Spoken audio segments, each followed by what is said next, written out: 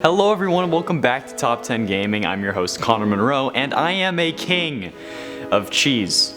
Cheese is good. If you haven't already, make sure you hit like and subscribe because we make daily content about all things gaming. So make sure you ring that notification bell to make sure YouTube tells you when we upload. Make sure you're liking the video because being a tool in video games is fun, right? I'm looking for validation because I don't want to be crazy. Make sure you stick around until the end too because I'm reading out some more comments. Now I'll cut the exposition and move on to today's list of the top 10 games that punish you for being a jerk.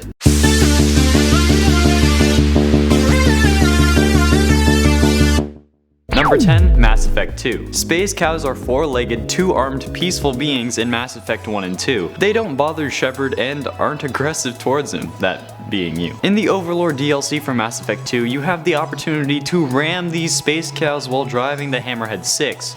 You can run into them or shoot them with missiles. The more you do so, the more messages will pop up on your screen. The Hammerhead will keep mocking you for thinking humans are better than the local wildlife, with statements like, "The Galactic Humane Society reminds you that animals are people too," and bullshiza like that. After that, you'll sure feel guilty for attacking these magnificent creatures, and you will send yourself to your room. For shame. Number 9, Skyrim. In Skyrim, your main goal is to blow up Alduin and save the world from the dragons. While you're out slaying beasts, you can also tame various ones around Skyrim. And by this, I mean you can find a partner to spend your in-game life with. Whether you choose Farkas, Lydia, Mercurio, or Aela, your love will triumph all over Skyrim. However, if your spouse also happens to be your follower, your marriage may not be as smooth as you think. Not only will giving your companion items gear them up to be unbeatable, they can also be an additional backpack. If you decide to try and cheat, or if you treat them poorly, your spouse won't stick around. They will leave you with all of your items. They are sworn to carry your burdens after all. Your burdens, but apparently not your gear. Treating them poorly includes asking them to wait and then not going to get them to follow you again, dumping all your crap on them and having none of it be better than their current gear, and constantly commanding them around. Unless you are able to have them follow you again, they will keep your stuff and you won't be able to get it back.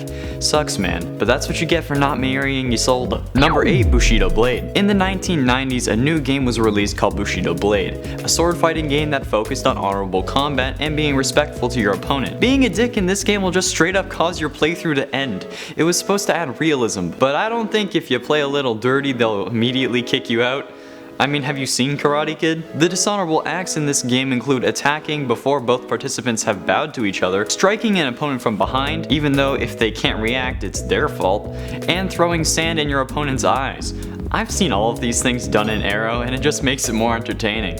But either way, doing those things in this game will cause you to restart. Major oof. Number 7, The Legend of Zelda. A timeless classic which focuses on Link, not Zelda, and his quest to save Zelda. Along the way, Link fights a plethora of enemies and finds a variety of wildlife. One of these animals being the cuckoos, the definitely not chickens that inhabit some towns, farms, and the wilderness. They don't serve a purpose other than making the world feel more alive, and maybe some target practice. Since you're a monster and attack these poor innocent creatures, you will have started a species war, like Planet of the Apes but cuckoos. Planet of the Not Chickens. The cuckoos will relentlessly attack the player using their beaks and claws to scratch off Link's pretty little face. They will only stop when you leave the area or die, but the only way to satisfy their thirst for human blood and flesh is by letting them have their way with your face.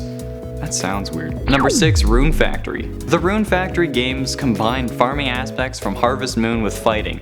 Like Skyrim, you also have the opportunity to settle down and get married, and sometimes that decision gets tough. In Rune Factory Frontier, you can be tempted to try and seduce everyone you meet, but after being married, if you try and get with someone else, your spouse will not appreciate you. No matter where you are, your spouse will storm in and give you one hell of a beating, Joker and Harley style. When the beating is over, you will be left on 1 HP and 0 stamina. Your spouse's friendship and love points will also reset to 0. You'll have to romance them all over again.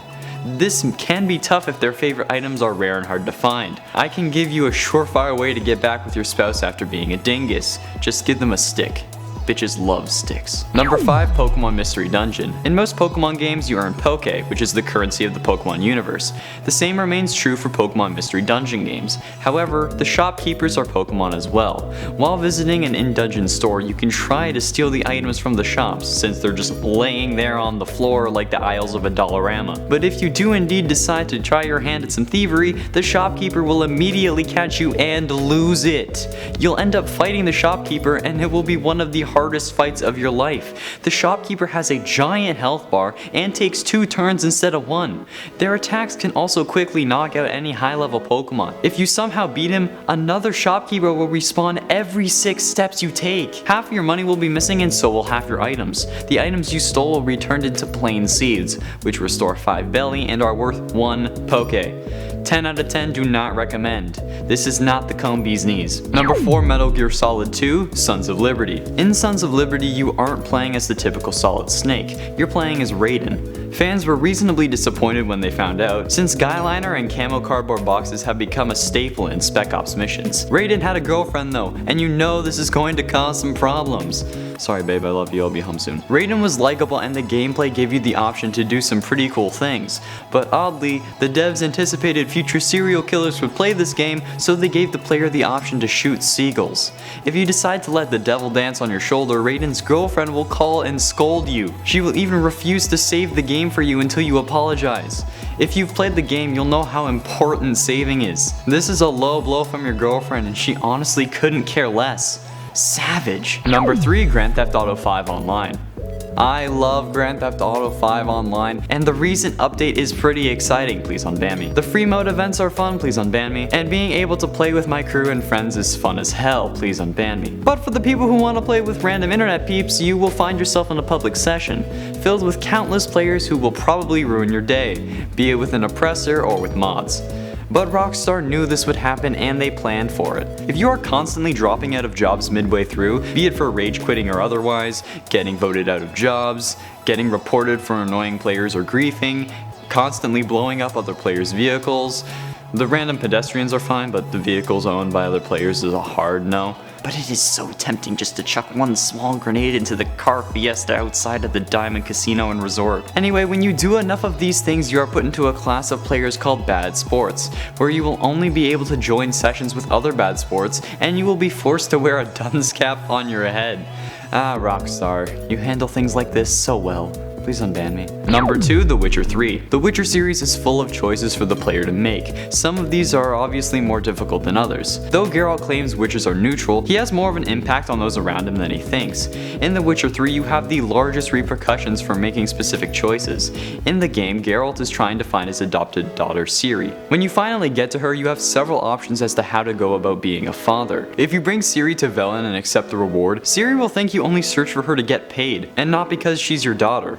Fair enough. If you mistreat her further, she will later die in Whitefrost. Combine this with getting rejected by both Triss and Yennefer by trying to romance them both, you will leave Geralt alone grieving his dead daughter. He will sit in the crone's home as necrophages close in on him, waiting for death.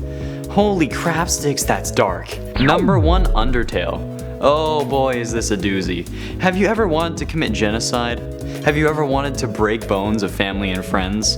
Have you ever wanted to drink the blood of random monsters that you find in the underground?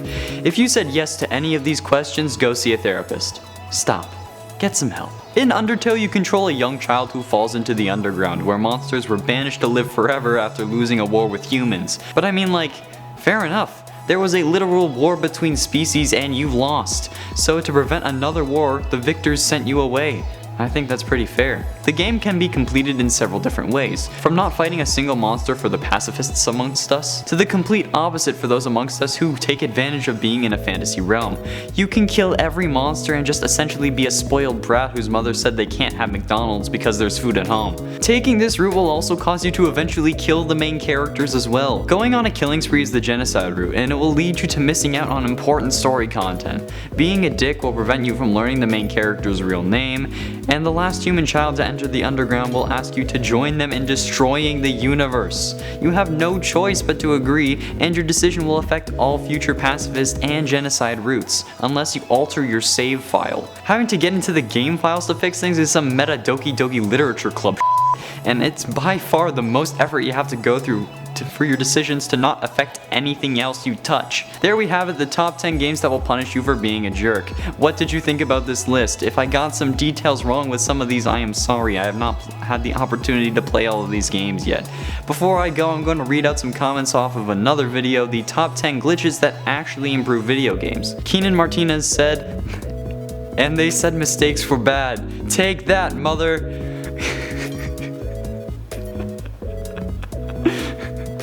Good job.